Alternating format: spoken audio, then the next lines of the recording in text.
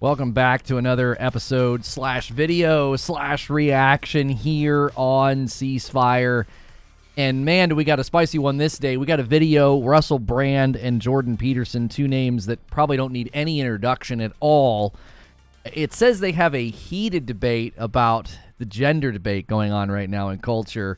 According to the comments, it doesn't get that heated, so we'll see. I haven't watched it, and neither has Andrew. We want raw reactions, so explain really quickly why. I'm gonna cue it up here, but why are we not watching ahead of time on these? I just feel as if, watching back our reaction content, watching other reaction content, you get a better raw response when you're coming at it fresh. Right. If we're watching this beforehand off camera and kind of dissecting it, analyzing it, and queuing up what we're about to say, it comes off a little bit more scripted, I think. And I'm just really excited to see these two guys debate. I hope it does get a little bit heated. But yeah. Again, from the comments, from what you said, and just knowing kind of where these guys land on certain issues, I wouldn't see them being adversarial. I would see them being more aligned for the most part. Yeah. I know that russellbrand leans another direction on certain issues. So we'll see. I'm just excited for this. I like both these guys. to orient anybody who clicked on this video unfamiliar with our format, we're going for like shorter reaction videos, and then a second part will be lengthier, our discussion, our beliefs. So this is episode 14, the gender debate, but we're using this video. It's like shorter form. Hope you like it. And then if you want to see a lengthier conversation, be sure to watch that. Let's jump right in. The things that I wanted to start with, given Elon Musk's recent takeover of Twitter, is whether he is a distinct and discrete category of a billionaire. How is he different? How is he the same? And how will Elon Musk's position at Twitter alter your position on Twitter? Well, that remains to be seen. I'm still banned, so that hasn't changed. I mean, he's... So this is an older video. Jordan Peterson has since been unbanned, and for those that don't know, he was banned for dead-naming Elliot Page, formerly known as Ellen Page, and when he dead-named them, that is using their previous the name they no longer use. So that's why he was banned, but he is now back on the platform. Just to orient anybody who's like... I saw Jordan Peterson tweeting just yesterday. Yeah, he's back on. Suggested that he might reinstate Trump. Whether or not that means he'd reinstate me is a matter of question. It isn't obvious to me that the people who run the social media networks know exactly how to regulate them with any degree of utility. I've probably read 100,000 comments online, or maybe more, and I've tried to read them with a psychologist's eye. And there are some things going on online that are, I think, that actually pose a threat to the integrity of the culture itself. The biggest problem that I can see is that the large online platforms allow anonymous troll demons to rampage through society with no cost to themselves. And I can identify these people quite accurately now. Yeah. He's absolutely right. And this is the issue plaguing culture at its core at this moment, and for the last let's go all the way back to the birth of social media. The availability or ability to anonymously hide behind a screen and attack people brings out the worst in human nature. And there's no debating that. Okay, keep going. Yeah, I've gotten in debates with that with people too, because obviously everything that happened with me with cancel culture, the worst of it was, all of the people that were faceless and nameless, just horrifically terrible. And I've always been a big proponent of accountability with how you behave online, and you can't really do that when it's, user 88459 and he's just spewing awful things. And this obviously goes down to, you're going to turn everything into a Big Brother state. I'm not talking about the government regulating it. I'm talking about a website no way having better accountability for your behavior. Like if it's If it's not that hard, well, actually. And to me, the argument breaks down really quickly when people are like, well, it's the digital public square and free. Like, I remember Elon Musk saying there was this free speech imperative on Twitter. Okay, well, free speech doesn't come baked in the way that it is on Twitter. Yeah, go out and do your free speech. Do it. You're not going to say half the things people say because you would be in view of the public. People would be like, I know that guy. He works at the gas station downtown. So, yeah. That alone would destroy the online mob and revolutionize society and put us backwards and forwards as a civilization in the best way possible. Right. Backwards meaning hearkening back to before we could do this as a society. Right. You know? Yeah. This will make a number of the people who are watching and listening uncomfortable because they'll be in the list of people who do this sort of thing. So the first thing is they have an anonymous name. The second thing is the anonymous name usually has something psychologically significant about it in a very negative direction. So it's self-denigrating, or it's demonic, or it's otherwise offensive, and purposefully so. And then the people who are utter cowards, likely to be narcissists and Machiavellians, resentful people sitting in their basement at home, dwelling on their misery and doing everything they can to spew toxicity out into the world. Alone in their bedrooms, they're just isolated people who aren't causing any trouble. But as soon as they multiply themselves millions of times using this incredible, powerful computer technology, they're not even human anymore. In my estimation, they're literally a demonic force. And I mean that in a technical sense, right? You and I aren't exactly you and I in this conversation because we're amplified hundreds of times or thousands of times or hundreds of thousands of times. And so we're not just human, we're androids in some sense operating in a virtual space. And these online trolls have that power because they have access to an audience that they would never gather by their own merits. They are saying things that are derisive and inflammatory and that would absolutely 100% get them punched if they ever said it in public. Yeah. That's the key. Is there's always a correlation between powerlessness in real life and becoming a force online as a manifestation of that powerlessness to do bad. Does that make sense? Yeah. So there's always a connection between that lack of real life presence, the inability to create their own platform or create their own following or create their own sphere of influence. Yeah. And so every single troll is manufacturing a grandstand. That's what it's all about. You're not going to see someone who has, for lack of a better way to put it, a life spending their time doing this kind of stuff. Right. Because there's no time.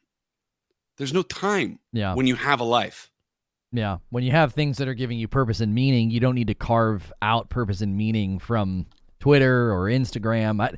The interesting thing is this video is supposed to be them having a gender debate. They haven't even gotten to that. They're just talking. They haven't gotten to it yet. They're just talking about the state, setting the framework. Yeah, the state of social media, which I think this is actually a great prelude because I wonder. I have anticipations of where Peterson's going with this. That likely there's so many bad faith people in the mix.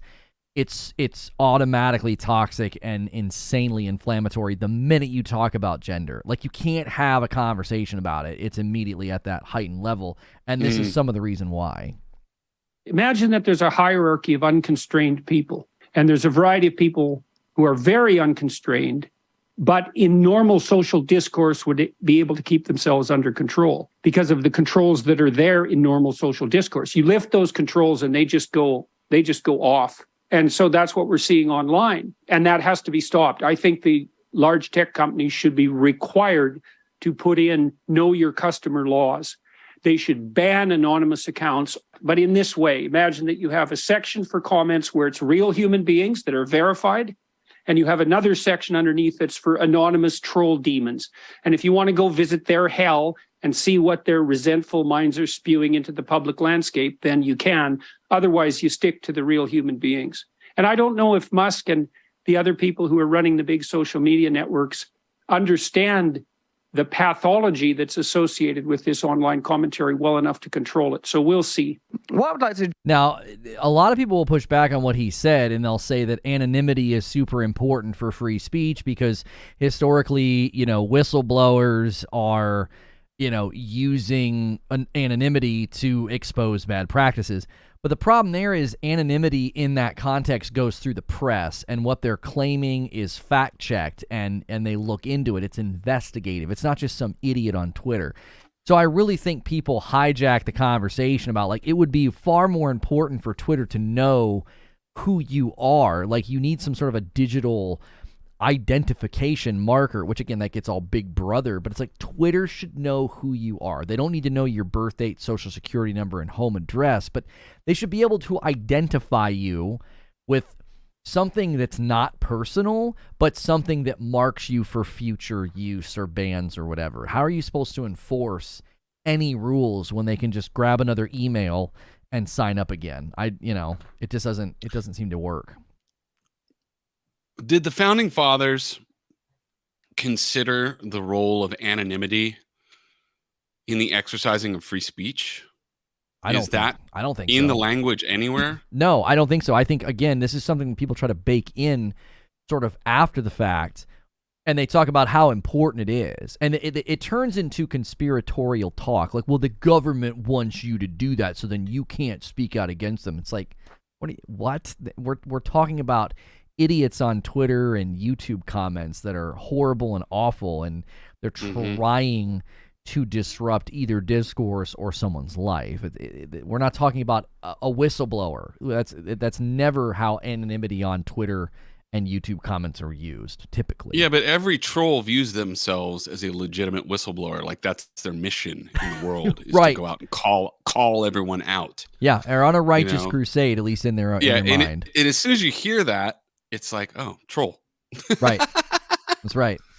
All right, let's see that. I think they're about to get into the actual gender debate. To draw your attention to, still sort of within the broad rubric of looking at Musk's acquisition of Twitter and how that may play out and how it may affect you personally. I was myself struck with, I think the tweet that you were banned for was sort of commenting on Elliot Page. How do we prioritize compassion, kindness, love? And can't this basic palette of principles prevent us from getting into conflict around these ideas?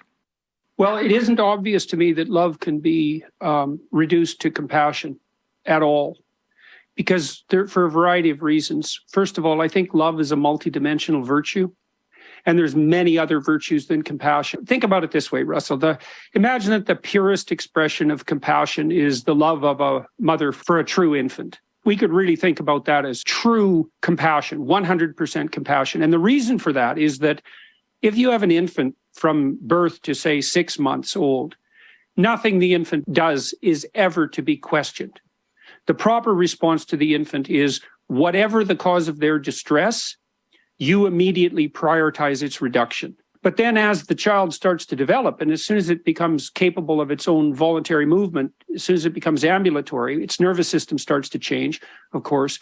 But then there are other elements that have to be introduced into the relationship to make it a relationship of proper love. And some of that's judgment, which is often considered antithetical to compassion. And some of it's encouragement. And encouragement has a fair bit of judgment in it, because when you're encouraging someone, you're not exactly being compassionate for who they are. You're doing what you can to facilitate who they could be. And what you're doing constantly when you're encouraging someone is prioritizing who they could be over who they are. And that's an element of judgment. And that judgment, you might say, if you're not thinking about it precisely from the religious perspective, is your own ability to decide which parts of you should go. Then the question is, are you compassionate for who you are? Or are you compassionate for who you could be? And the second is just as important, or maybe more important. I think this is a great framework to start from, because this is what stalls me out so much in these discussions, because if somebody feels a certain way about their existence or what gives them meaning, what gives them identity, pressing against that in any way is viewed as offensive or hateful. you're unable at that point to push back. And how he framed that, like love and compassion to an infant, is yes, if the infant is crying, you do everything you can to stop it. You figure out what the problem is. But I have a 9-year-old and a 7-year-old in my house now, and I am not doing that. That's not what dictates my day, because that would be terrible for them. I even told my daughter once, I was like, if I gave you everything your heart desired, it would turn you into a terrible person. Like, you would be awful. And that's the recipe for making spoiled people, right? And she entitled people. She'll say that every now and again. She'll say, "Yeah, I'd be worse than I am if you just always said yes to me." Like, I think it resonated with her that it is important to be told no sometimes. And in culture, we're in this weird place where we're not allowed to say no to anything. It's infantile. It's juvenile. It's such a weird view of reality in the world. That's where I think, if you go back to our morality discussion, at what point is something wrong then? At what point are we able to, as he said, apply judgment and to say, no, this ought not be, or this ought not happen? Especially with respect to children and the gender debate and all of the things going on. It's not as simple as a bunch of adults that you're just like, well, if that's what you want to do, if you want to wear those clothes or change your name or whatever, that's your choice as an adult. This touches down on how children are being taught and changed. So, and the line between love and compassion, I think, is one that gets very confused, especially surrounding this issue, because love and compassion are not always synonymous. In fact, if we're talking about children, yeah, I mean, you can pull from so many examples. When you're a parent, it's just, how do I put this? Being a parent to children is such a fourth dimensional thing that if you're not that, you can't possibly comprehend it. But when you are, you're given this whole new wealth of experiences to pull from that demonstrate life's and God's truths to you. Yeah. And so when I think of what you're talking about, I think about, yesterday, one of my kids was not doing what I asked. And I was very swift in a consequence. I didn't freak out. I didn't get mad. I just said, okay, if you're not going to listen to me, then you go on timeout. Those are your two choices. You either do what I say or you go on timeout. And I said it firmly. I didn't get angry, but he knew, my son, he knew I meant business. Yeah. And I could see the wheels turning. And he said, okay, I'll do it. And I was like, wow. He needed that boundary. He didn't want the boundary, but he needed it. And the fact that I was firm with the boundary and forced him to make a decision, and he made the right decision. He doesn't always make the right decision, nor do any of us. But that made me feel as if I was doing the right thing as a parent. Setting boundaries with people does not always elicit a great response, but we all need boundaries, adults and children. Right. And that is love. Boundaries are actually love. It might feel harsh. It might feel tough. It might feel uncompassionate or intolerant.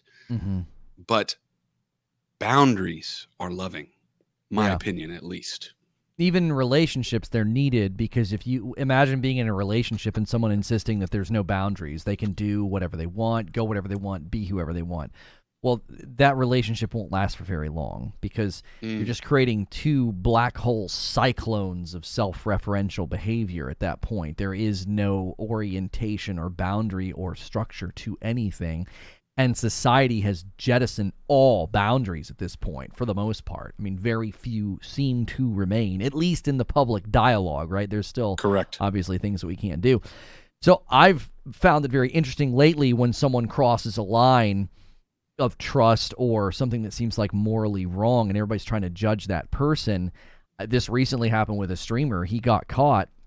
He opened up one of his tabs, and it was apparent that he had been viewing and paying for deepfake adult content of his peers, of other women that, you know, he was sort of peers with. And everybody, Gosh, that's the new thing, man. yeah, the deep fake stuff. And obviously I'm like, deep crazy technology, man. Yeah. It's the further we go with tech, man, the more warped and crazy our world becomes because of our nature. Well, and I have a framework of judging that and saying, like, pornographic material is bad and wrong. There's psychological studies about how it's bad for your brain. And then deepfake's invasive, and it's not consenting activity. Like, that's horrific to do to a person. So, like, I have this whole framework to judge it by, but I don't know how people with, like, zero framework of, like, morality is just this, whatever you do in the privacy of your own home is fine. How are you then judging this guy? What did he do that was so wrong and invasive? If he would have never gotten caught, then what judgment is there then on something he's doing in the privacy of his own home? Now, somebody might say, well, he's funding something that's unethical with his money. Okay, maybe you could argue that. But imagine if it was totally free and he wasn't spending money. It becomes a very, very difficult conversation to have when you've destroyed all moral boundaries. Where are you coming from? So that applies to this discussion, because that's a hot debate right now around gender and sexuality and what's okay and what's not. Like, we're deleting imperatives from existence, but then when something happens, where do the imperatives come from? Where does the judgment, as Jordan said, come from? So we're gonna go too long. We got to let these guys talk. There's like we're about halfway through. When that's applied to the self, I can see that the requirement for this judgment, the great success you've had in, you know, clean your room, stand up straight, these kind of edicts offered to young men or young people who require discipline, I can see the success of that. But Jordan, I feel that when it becomes an outward strike of like, this person should not have done this thing, this is the impact these actions will have on the culture, this will lead to this kind of denigration, this will lead to decisions that are, in my view, palpably wrong. I feel that this is where we have to redress an imbalance around compassion. I feel that Elliot Page should be able to do whatever Elliot Page wants to do, and that my only role is to say, I recognize that I don't understand, and why would I understand? There are less obvious things that you could never understand about me. They're less evident and obvious, and for me, the basic principle of kindness and compassion is going to be my guide when dealing with Elliot Page and when posting something about Elliot Page. I do have recourse to the idea of, what do I want Elliot Page to feel? Happy, accepted. That's what I want Elliot Page to feel. You know, and if there are aspects of that I don't understand, then I'm willing to take the hit. I would want to press against that and say, why? Why is that the ultimate good for Elliot Page? Yeah, I want to see what Jordan says here. I have a feeling he's going to push back. When you think about your behavior on your YouTube channel, you're spending a lot of time in public criticism, and going after large corporations, going after those who are engaged in fascist collusion. And I think rightly so. I think that you're an extremely useful voice in that regard, and you're a critical voice. And, you know, you're a critical comedic voice, which is a good kind of critical voice and not exactly compassionate, right? Because you're also using creativity on the humor side to make your point, and you're doing it in a playful way. And I think that playful criticism is the hallmark of the master critic. And I think the joker and the jester in that regard are master critics. But that's not compassion, right? That's a different virtue. And often it's very, very pointed. You do act as a social critic in many, many ways, and you do leaven it with comedy, and I think that's extraordinarily appropriate. It's part of what's given you such a broad voice, and that criticism is absolutely necessary. Now, let's speak about Elliot Page more specifically. So the first thing I'd like to bring up is the fact that in the UK, the Tavistock Clinic was recently closed, and that was the biggest clinic doing gender transformation surgery that operated in the British world. 1,000 of the 19,000 kids have now launched a lawsuit for medical malpractice. Wow. And when Elliot Page went online and showed off his or her new chest, she or he got 1.7 million Instagram likes. So then the question is, okay, compassion.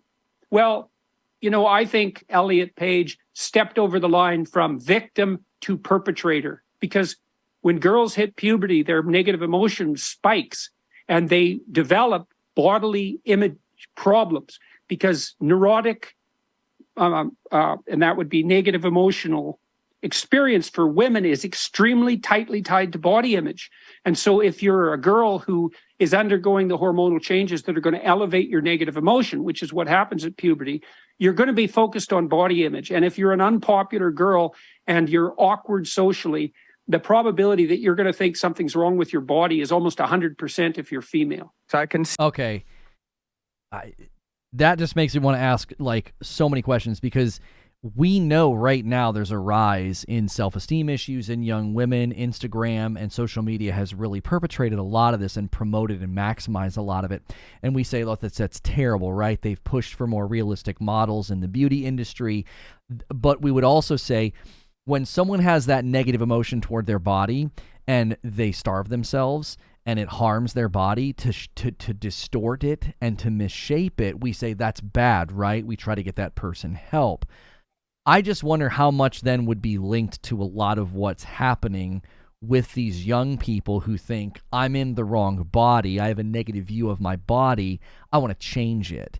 Just because a doctor's doing it instead of doing it through starvation, I find it still to be worrisome because of how young and impressionable they are, especially as he's saying, if it's a known psychological trend at that age, all the more protective we should be of people doing these gender like changes at those levels. And the fact that this many people are suing one of the facilities, that those chickens will come home to roost for the West. It's just going to take longer, but I wouldn't be surprised if it's already brewing, because I've already seen detransition stories. This is both worrisome and horrific given the scope of how far it's reaching. I heard a statistic recently. I cannot completely validate this number with a source at this moment, but it made sense to me. The number that was thrown out to me, that not thrown out, but that I read from a fairly reputable source, I just can't remember what it is at this very moment because it was a while ago, was that the medical establishment receives approximately $7 million per person who goes through the full transition process. When you add up all the medical procedures, all the care, all the surgeries and such, driving so much of what happens in society is the big pharma conglomerates. And if they are making that much money off people transitioning, you don't think that they're in the public discourse, whether it's in a shadowy sense. You know, I'm always looking for the highest player involved and who's influencing and pulling the strings, right? It's always the money. Yep. It's always the money. So if the medical establishment is getting that much money for transitioning people, you don't think that has something to do with why this is catching on and why this is becoming more and more of a thing in our society? Follow the money. That's always my thought. And look at the public outcry when anybody attempts to question or push back on the idea. They're called phobic and hateful and terrible, and so you would be potentially risking your practice or your job. So how many psychologists, how many doctors, how many people out there right now are giving over to public pressure, familial pressure, whoever is pressuring them?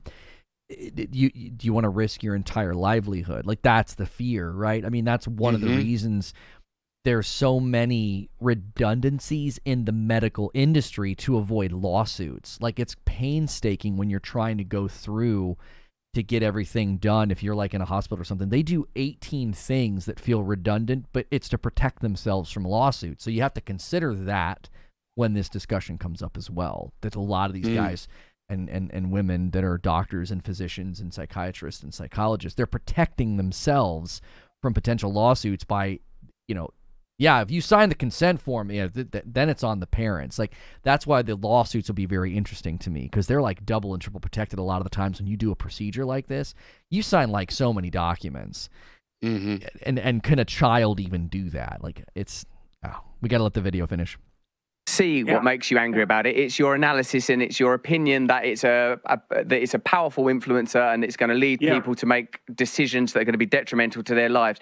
But the evident and palpable anger, I feel, diminishes your position because now anger is in the conversation. I think you offer a great deal that is valuable and necessary, but I feel beyond the value and necessity of honesty, authenticity, and information that is underwritten by data and experience, I feel that it creates more opposition to approach a matter like this in the manner that you have done. What are we going to anchor ourselves to ultimately, Jordan, navigating this space? Are we going to be participants in creating more and more ossified and oppositional camps, or are we going to create cartilage between us so that we can move between a room that Jordan Peterson is in and a room that Elliot Page is in and say, look, I believe in love, and I know it's complicated. I think you're beautiful and full of love. I really believe in that. And then when I sort of hear people being dismissive of you, it upsets me. It upsets me, and I see how you arm them. I feel that you arm them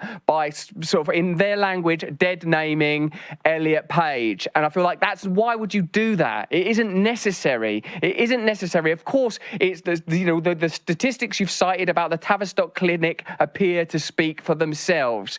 Is there a way that we can handle this that would be more akin to how we might imagine Christ would handle it? Otherwise, what's the point of Christianity? What's the point of Christianity if we're not going to embody Christ in our behavior?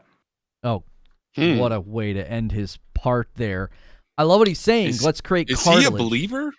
Is he a believer? I don't know. Jordan Peterson, I think, at this point claims to be one, so maybe that's why he's calling on him to do that. I think Russell Brand... I didn't think Russell was. I think he's fascinated with Christ as a figure and his teachings, but I don't think he would identify as a Christian. I think he thinks that Christ and figures like him are paramount to moving forward because of their emphasis on love and compassion.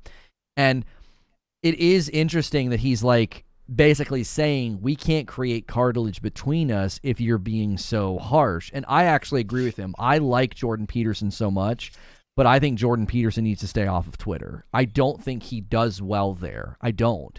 He's too intelligent and too quick thinking to be on Twitter because he puts himself in positions where he can be right, but he's positioning everything in a way, as Russell said, you're arming your critics because you're just so harsh. And the lack of compassion, I think, is one where if Jordan was a brother at my church and I saw his behavior on Twitter, I would confront him and be like, "That none of that's loving, bro."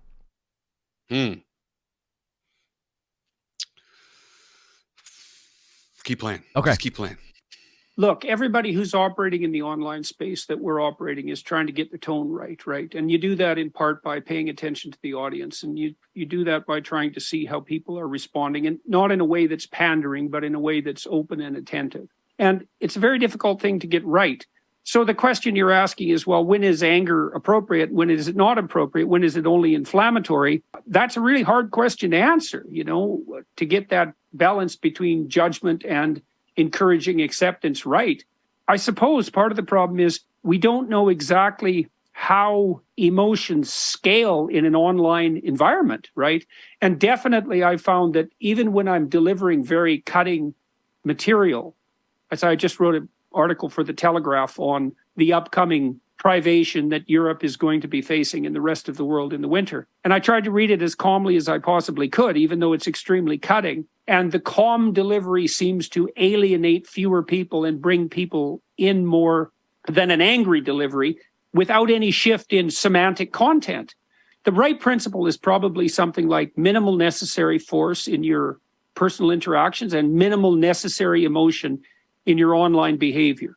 But it's hard to know exactly what that means. And it's not as if I think I've done it perfectly. I mean, you move like this towards that central line that hopefully is moving uphill. Watch entire episodes. Okay, so I appreciated his at least honesty in struggling with it. Yeah, he's basically just saying I'm still figuring out how to do this. You know what I mean? And that's fair. I like that he wasn't defensive. I thought Russell probably made a very valid point in Jordan's eyes. Mm-hmm. You know what I mean? Like, he seemed to receive it really well. And you can tell these guys respect each other a ton. Yeah. And what I like here is these guys are coming from different angles on this thing, but they are modeling the type of discussion that we're suggesting would really transform our society. Now, granted, they have a lot of common ground, so it's very easy for them to agree to disagree, get along inside of a debate, not attack each other, not hate each other, blah, blah, blah. Like, this is an easy one. Yeah, You know what I mean? To model it. It gets harder when that divide's wider and you don't have as much common ground.